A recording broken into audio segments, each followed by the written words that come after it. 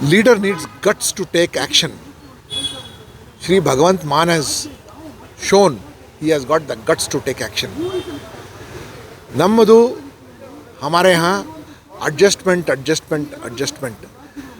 In Karnataka, despite Lok Ayukta passing strictures, social media pointing out maladministration, media pointing out administration, there is complete hesitancy on the part of the Honorable Chief Minister to touch any minister, because he is unfortunately at the mercy of somebody else over there.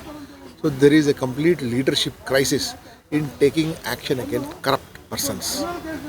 I don't blame police and BBMP and government servants, because they are under the firm grip of the MLAs and MPs, MLAs and ministers who want to make a quick buck, quick money in crores and crores of rupees. And Karnataka has no shortage of money.